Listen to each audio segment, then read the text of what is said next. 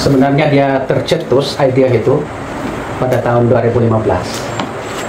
Tercetus ide itu pada tahun 2015 pada ketika Gunung Kinabalu itu menerima gegaran yang paling saya rasa sepanjang kita punya hayat lah, yang paling teruk dalam sejarah lah, saya rasa. Tapi mungkin sebelum kita dia sudah banyak kali bergegar gitu kan. Tapi pada masa 2015 itu merupakan sesuatu yang di luar jangkaan kita, bahwa gegaran itu telah berlaku dengan begitu hebat lah.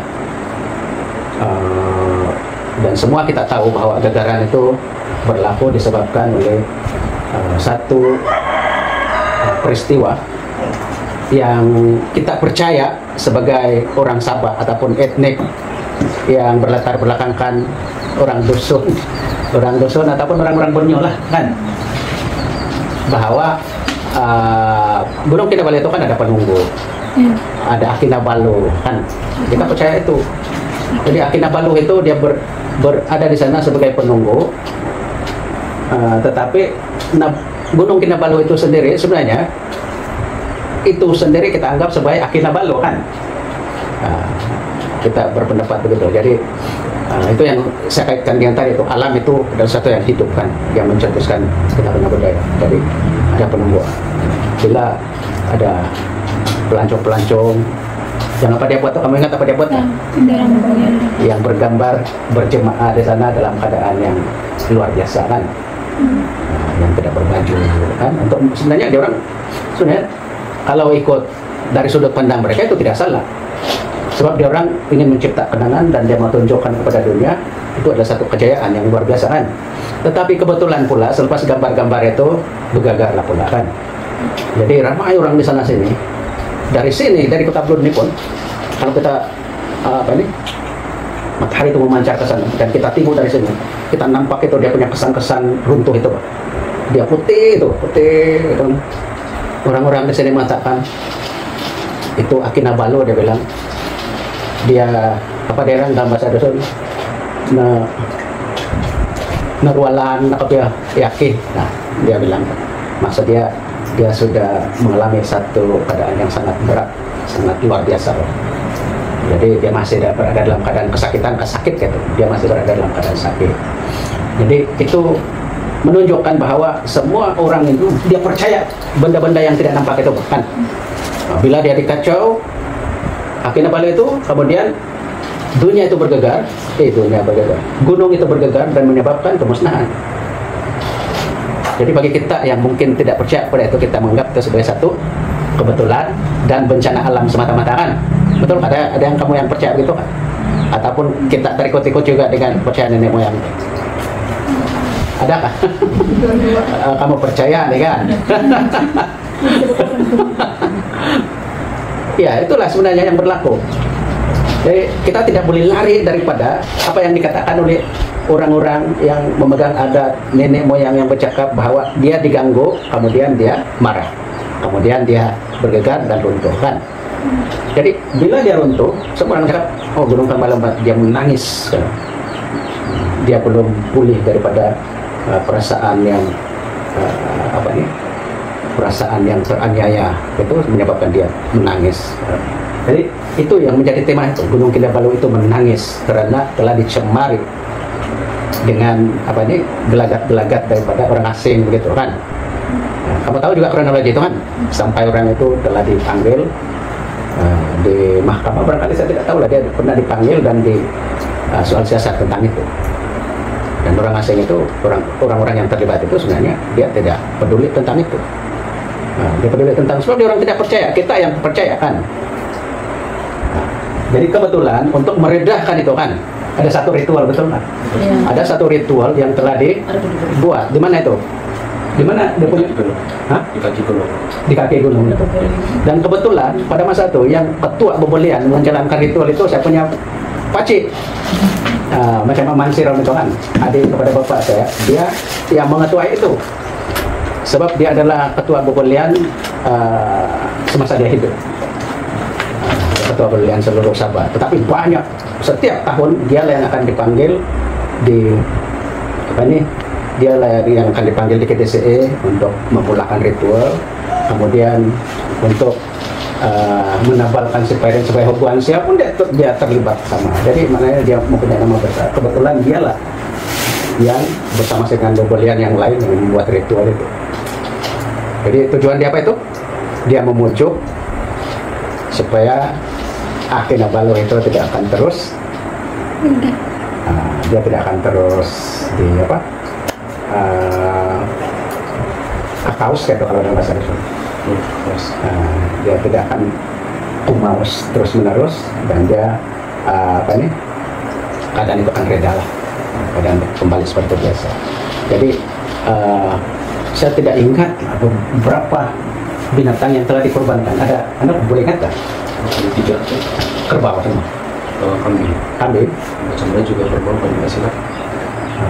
Saya tidak ingat itu korban-korban itu. Tapi sebenarnya banyak sebenarnya grup-grup yang telah melakukan perkara yang sama begitu. Tapi yang dikasih viral tidak, mungkin setan lah.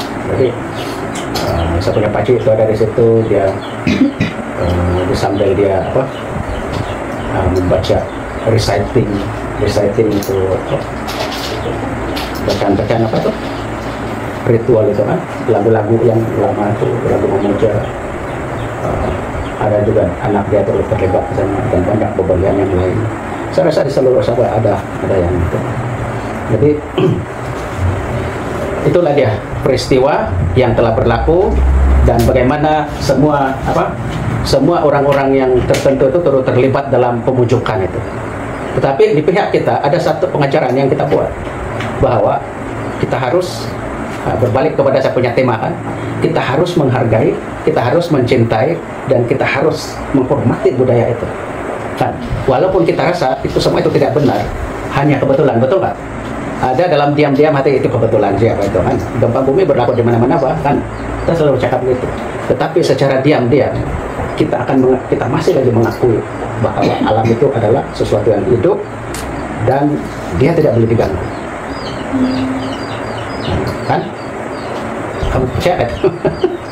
Jadi maknanya ada sedikit kemunafikan kita di situ. Kita tidak percaya, tapi dalam masa yang sama secara diam-diam kita percaya. Macam dulu kan, kalau dalam orang dusun ini dia punya pantang larang terlalu kuat, tapi dia sudah mengikut kesepakatan dan pengalaman orang terdahulu itu. Sebagai contohnya, sekarang ini saya mau berangkat pergi kebun kan. Saya berangkat pergi kebun, saya punya barang-barang, saya mau jalan. Sampai sudah 1 kilometer, 2 kilometer, dekat sudah di kebun saya itu. Kebun di sini jauh-jauh sana, tengah hutan pun ada biasa kan. Dekat sudah, tinggal lagi 100 meter mau sampai sudah. Tiba-tiba itu tikus melintas jalan kan. Kalau ikut pantang larang dulu, kita tidak boleh teruskan perjalanan itu. Kalau kita meneruskan juga perjalanan, kita akan mengalami kecelakaan. Jadi apa berlaku? Paksa kita pulang, walaupun sudah lebih seperjalanan kita berjalan, kita pulang balik ke rumah, tidak boleh buat apa-apa. Sama juga dengan ada lagi satu, kalau kita mau berangkat macam tadi kan, tiba-tiba setengah jalan kita dengar bunyi burung yang pandai mematuk, belatuk. Kalau kita dengar dia punya bunyi itu nyaring gitu kan, jangan kau teruskan itu, balik. Jadi kita percaya bahwa ada sesuatu yang akan berlaku. Tapi ada juga yang dulu kan dia punya lantai itu dibuat daripada bulu kan. Pernah kamu berlantai bulu kan? Bulu itu dia ada itu gung kamu bilang dia punya garis tuh. Ya, garis-garis tuh. Garis-garis. Kadang-kadang dia bonggol gitu kan. Kita jalan-jalan baru mau turun tiba-tiba kita tersandung itu dan jatuh. Kasih turun semua punya bekal dengan teruskan perjalanan. Itu sama itu adalah kaitan dengan ini. Apalagi kalau di bermain-mainkan dengan cara begitu kan. Pergi sana gambar buka semua kan, lelaki perempuan, kasih gambar, kasih tengok seluruh dunia. Tengok seluruh dunia itu sebab itulah kita tahu benda tuh, sebab dia ada di sana kan, dia ada di mana-mana medsos kita tengok kan, dia ada. Kamu tengok gambar-gambar kan? Ada kan? Itu jadi itulah dia. Itu adalah pengajaran yang kita harus ambil dari situ. Jadi kalau kita tengok di sini, kalau penggunaan warna merah ini adalah satu macam kesengsaraan, kan? Kesengsaraan yang berlaku sehingga menangis itu digambarkan sehingga mengeluarkan air mata darah, gitu kan? Gitu. Itu digambarkan begitulah untuk menambahkan lagi sensasi, gitu. Nah, kalau dalam unsur seni prinsip kan ini dia menambahkan sensasi bahwa dia bukan menangis secara biasa-biasa, tetapi itu adalah tangisan alam yang luar biasa. Oke? Dan ini merupakan setiap kali kalau macam soal korban ini kamu tahu lah kan, korban itu adalah daripada benda yang hidup, benda yang bernyawa kan, ayam, kerbau, babi itu dikorbankan untuk penunjukan kepada alam apabila dia murka, gitu kan. Ada banyak yang kita hidup ini di dalam dunia ini kan. Konsep korban itu dalam dunia itu dia memang berakar. Kita semua ini hidup karena korban, pengorbanan, kan, betul kan? Nah, kalau tidak ada yang dikorbankan tidak akan hidup. Nah, janganlah cakap yang lain. Seekor ayam pun kalau tidak dikorbankan untuk dimakan, betul kan? Kita sembelih ayam itu korban. Kenapa? Sebab untuk kita hidup. Ikan, kerbau, kambing, semua itu korban semata-mata karena kelangsungan hidup kita. Lebih kurang ya. Kalau kita korbankan roh-roh yang tidak kelihatan itu, yang kita percaya itu, kita pujuk, kemudian reda. Kita boleh menjalani kehidupan seperti biasa. Bukan setakat kita hidup, tapi generasi demi generasi akan aman sebab kita percaya, kita sudah percaya memujuk. Nah, akan datang kita akan berhati-hati sudah. Baik kita sendiri ataupun orang asing. Kita tidak akan buat perkara yang sama, kita akan tidak mengulangi kan. Ini semua itu menjadi satu pengajaran. Sebab apa? Kita tidak mau lagi gunung itu akan menangis untuk yang seterusnya. Kita tidak mau lagi alam-alam yang menjadi sumber kehidupan kita itu akan menangis. Menangis seguna darah, guna warna merah nih sebab menangis itu kesengsaraan. Menangis itu kalau kita memilih warna merah itu kamu pernah dengar itu yang darah itu adalah nyawa? Pernah dengar kan? Darah itu sebenarnya adalah nyawa. Ya, kita menangis dan seluruh nyawa itu kita persembahkan semata-mata untuk satu kelangsungan kita redakan, kemudian kita boleh mengalami kelangsungan hidup yang aman lah gitu. Sampai kalau putih-putih ini adalah dia mewakili ritual itulah. Ini kamu kan tahu ya, kan? Tahu. Pamburongo, ada lagi nama lain kan? Kalau Sarawak yang begini apa namanya? Kamu bangsa apa ya? Iban. Oh, Iban. Kamu tinggal di Rumah Panjang? Tidak, sudah. Jadi, tapi masih ada saudara di Rumah Panjang? Ada. Saya pernah tinggal di Rumah Panjang selama seminggu, 2 minggu ada tuh di Miri. Nah, biasa tinggal Rumah Panjang. Kalau ada orang kawin, ngam-ngam ada orang kawin kan senang tidak di sana. Tidak perlu turun di sana. Ya. Ini semua ini adalah kalau kita kaji khas untuk ini pun banyak ini Temburong. Kalau kita tengok di sini yang dia punya base betul-betul ini adalah akar. Akar itu dipanggil Temburong kalau di sini. Tapi menurut kajian yang saya buat masa degree dulu, yang akar Temburong itu sebenarnya kalau orang putih punya itu sebenarnya dibuat untuk bikin berus gigi, Pak. Itulah. Jadi itu akar itu sendiri kita boleh ambil dan kita kasih membersihkan, menggantikan berus gigi pada masa dulu. Jadi bersih lagi gitu. Tapi untuk ini dia potong-potong, kemudian dia ikat menjadi panjang kan. Tetapi dia punya apa? Dia punya sampingan-sampingan ini ada kaki ayam, ada tulang ayam, semua benda-benda pelik dia kasih masuk itu. Ada juga yang batu.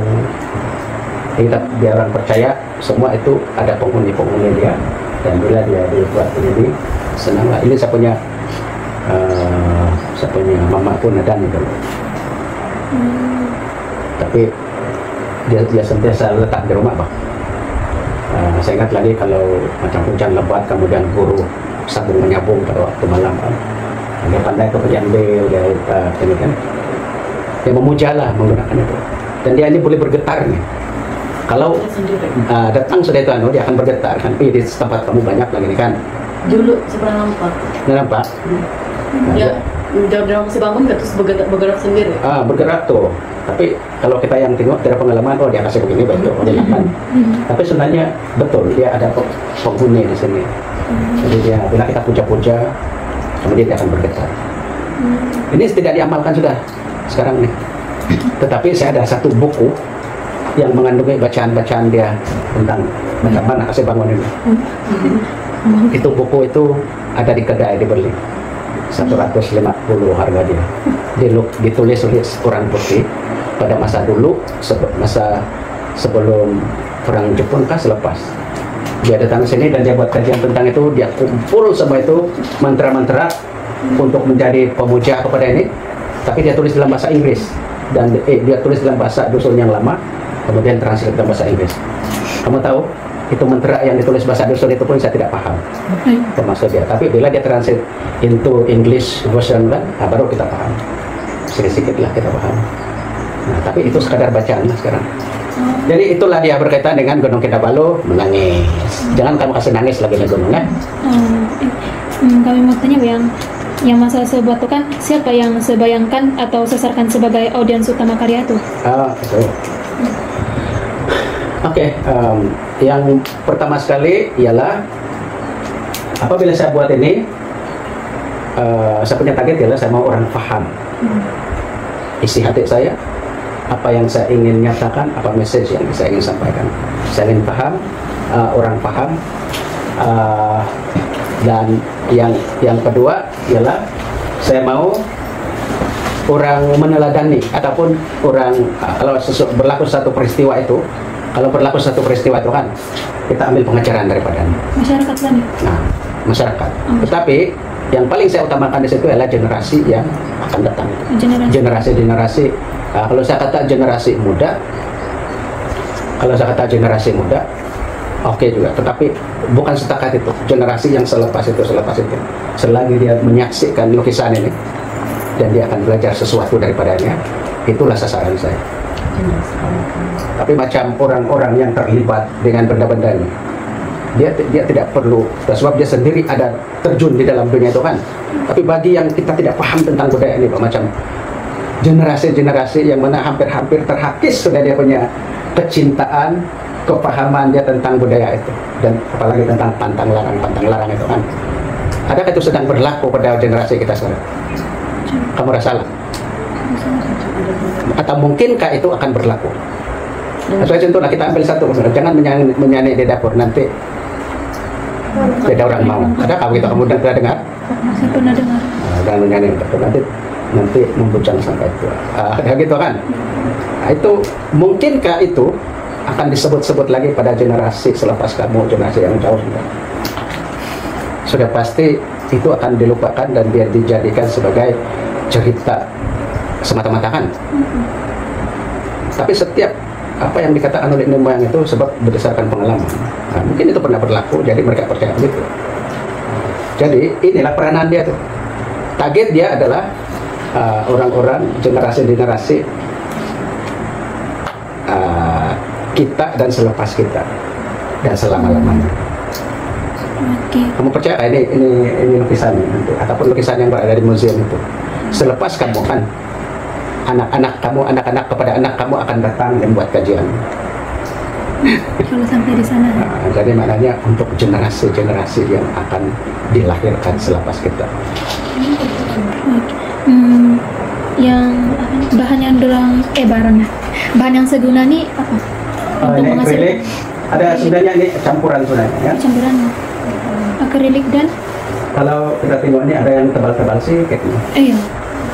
Jadi ini akrilik, ada juga saya gunakan semen halus, semen gesso, ada gesso yang tebal-tebal sih kayak gitu.